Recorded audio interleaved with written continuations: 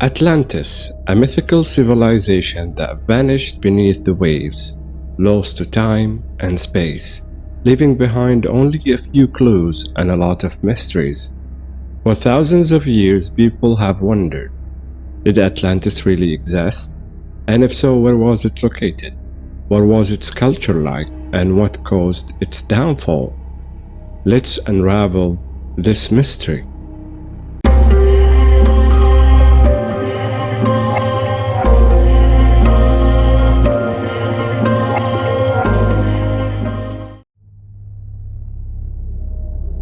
The Greek philosopher Plato, who wrote about Atlantis in his dialogue, Timaeus and Critias. Plato claimed that Atlantis was a powerful and prosperous island, ruled by 10 kings who were the descendants of Poseidon, the god of the sea. He said that Atlantis had a circular shape with alternating rings of water and land, and a central mountain where the palace of the king was located. He also said that Atlantis was very rich in gold, silver, copper, and other precious metals, and that it had a great navy and a sophisticated culture. As Plato recounted in his dialogues, Atlantis emerged as a paragon of civilization, flourishing in a utopian environment beyond the Pillars of Hercules, modern-day Gibraltar. Its rise was attributed to the combination of visionary leadership, advanced technology, and a keen understanding of the land's bountiful resources. The Atlanteans, initially characterized by their virtue and wisdom, built a society that became a shining example of human achievement. The island itself was described as a marvel, boasting impressive architecture, intricate canals, and a sophisticated network of harbors. The Atlanteans, blessed with their abundant resources, cultivated a thriving agricultural system that sustained their burgeoning population. Their technological prowess was evident in the construction of the grand temples and palaces, showcasing an advanced understanding of engineering and architecture. Atlantis, however, wasn't merely a bastion of material wealth and technological might. Its success was deeply rooted in the virtue and moral character of its citizens. The Atlanteans were governed by a council of wise rulers who fostered an environment of justice and fairness. Yet as the island's influence expanded, the seed of its downfall were sown.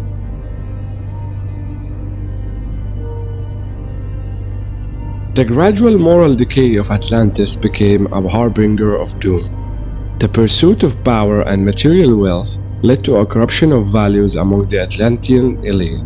Plato emphasized the importance of virtue and the stability of a civilization, warning that moral decline could pave the way for catastrophic consequences.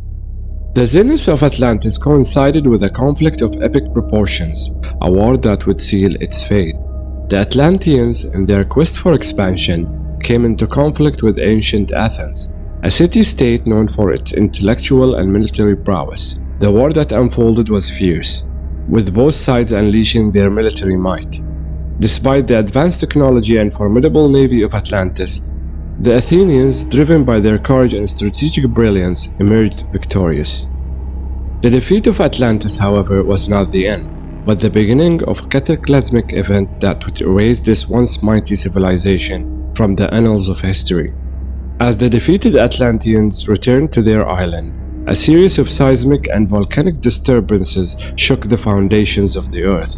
The very land that nurtured Atlantis seemed to rebel against its inhabitants.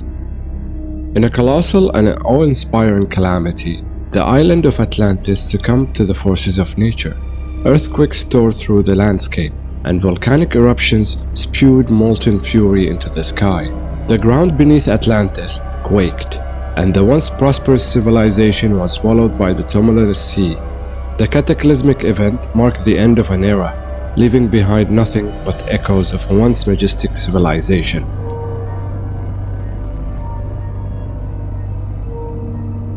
The disappearance of Atlantis, coupled with the catastrophic event that sealed its fate, has fueled centuries of speculation and exploration. While many dismiss the tale as a mere allegory, some believe that there might be historical truth hidden within the layers of the myth. Geological and archaeological evidence has been scored in an attempt to unveil the secrets of Atlantis, with theories ranging from the Mediterranean to the Caribbean. The rise and fall of Atlantis, with its enthralling blend of virtue, power, and ultimate catastrophe, continue to captivate the human imagination. It stands as a cautionary tale, a reminder that even the mightiest civilizations are vulnerable to the complexities of human nature and the forces of the natural world. The legend of Atlantis beckons us to explore the mysteries of our past, urging us to contemplate the profound interplay of hubris, virtue, and inexorable march of time.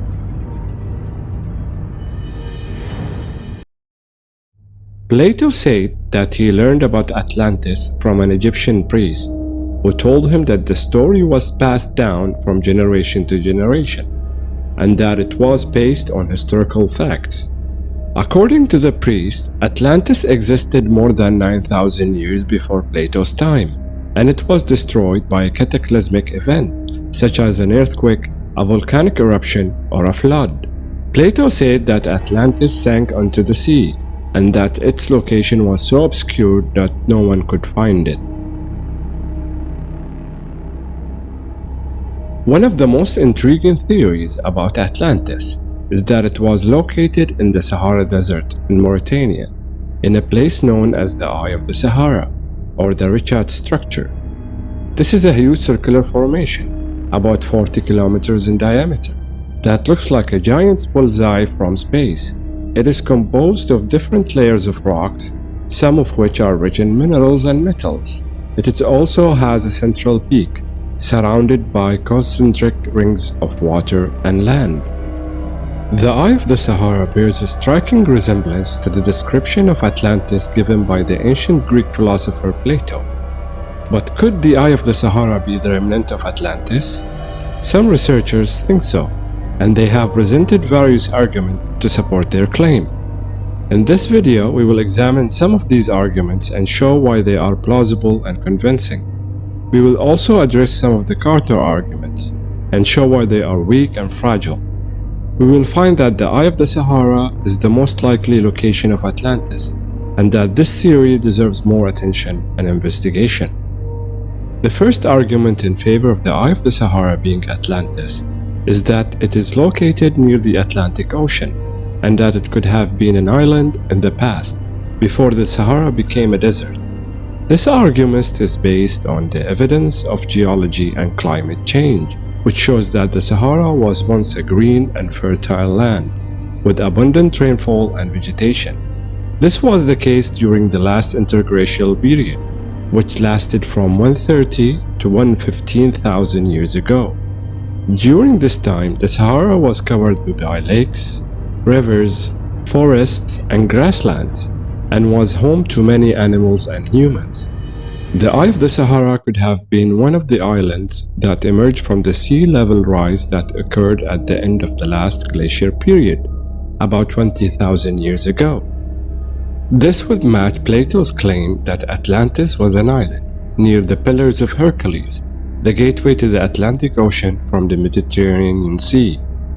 The second argument in favor of the Eye of the Sahara being Atlantis is that it has some features that match Plato's description, such as the concentric rings, the central peak, and the presence of metals and minerals. This argument is based on the evidence of satellite imagery, aerial photography, and ground exploration, which revealed the details of the Eye of the Sahara's structure and composition. The Eye of the Sahara consists of 4 main rings, with diameters of 23, 18, 11, and 6 kilometers respectively. The rings are made of different types of rocks, such as limestone, quartzite, basalt, and breccia. The central peak is a dome-shaped hill, about 100 meters high, composed of volcanic rocks. The Eye of the Sahara also contains traces of gold, silver, copper, iron, and other metals, as well as gemstones such as quartz, agate, and amethyst. These features could correspond to Plato's description of Atlantis as a circular city, with alternating rings of water and land, and a central mountain where the palace of the king was located. Plato also said that Atlantis was rich in gold, silver, copper, and other precious metals, and that it had a great navy and a sophisticated culture.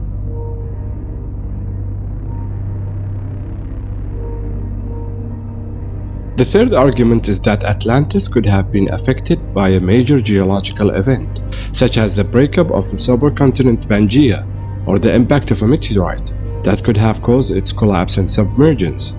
This argument is based on the evidence of tectonics and astrogeology, which show that the Eye of the Sahara is located in a region of high seismic and volcanic activity, and that it could have been hit by a large extraterrestrial object. The Eye of the Sahara is situated on a boundary of African and Eurasian plates, which are constantly moving and colliding, creating faults, fractures, and volcanoes. The Eye of the Sahara could have been uplifted and eroded by these forces, creating its circular shape and exposing its different layers of rock. The Eye of the Sahara could have been also the site of a massive meteorite impact, which could have created a crater, melted the rocks, and ejected debris. The Eye of the Sahara could have been similar to the Chicxulub crater in Mexico, which is also believed to have caused the extinction of the dinosaurs 66 million years ago.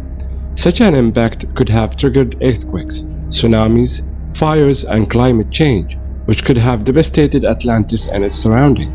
This would match Plato's claim that Atlantis was destroyed by a cataclysmic event, such as an earthquake, a volcanic eruption, or a flood.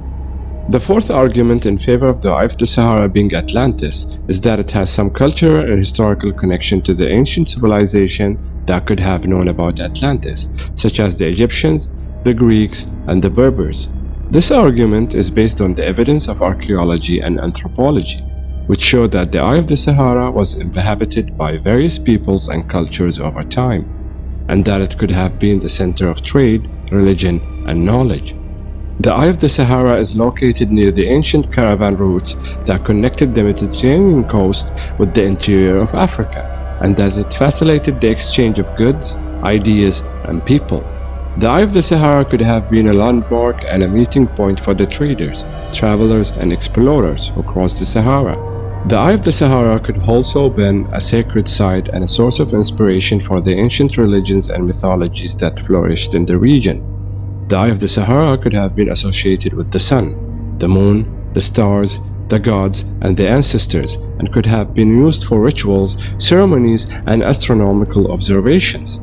The Eye of the Sahara could also have been a place of learning and wisdom, where the ancient sages and scholars could have gathered and recorded their knowledge and traditions.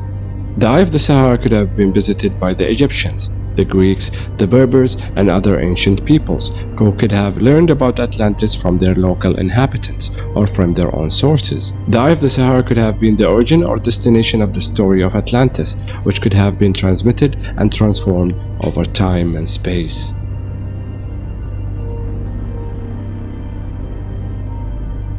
These are some of the main arguments that support the theory that the Eye of the Sahara is the lost city of Atlantis. Of course, there are also some arguments that oppose this theory, and that claim that the Eye of the Sahara is a natural structure that has nothing to do with Atlantis. Some of these arguments are: the Eye of the Sahara is too large to fit Plato's measurement of Atlantis, which he said was about 127 stadia, or 23 kilometers in diameter, while the Eye of the Sahara is about 40 kilometers in diameter.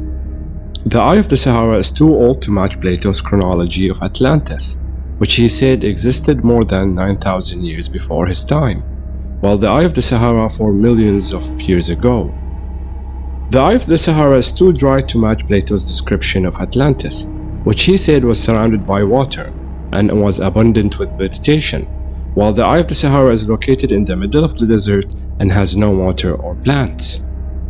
The Eye of the Sahara has no evidence of human habitation or civilization, such as buildings, artifacts, or writings, that could prove that it was Atlantis, while Plato had said that Atlantis was a highly advanced and prosperous society that left behind many traces of its cultures and history.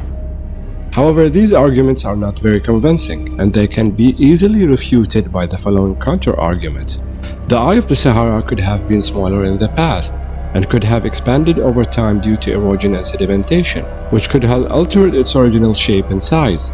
Plato's measurements of Atlantis could have also been inaccurate or exaggerated, or could have referred to the innermost ring of the Eye of the Sahara, which is about 23 kilometers in diameter. So the question remains, what is the truth about Atlantis and the Eye of the Sahara? Is it possible that they are one and the same? Or is it just a coincidence that they look similar? Is there any way to prove or disprove this theory, or will it remain a mystery forever?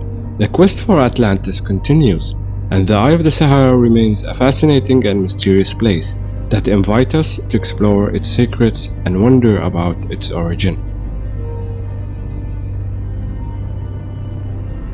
Thank you for watching. If you have found this video entertaining and helpful, please share, subscribe, like and comment. It helps the channel grow and provide similar videos for your entertainment.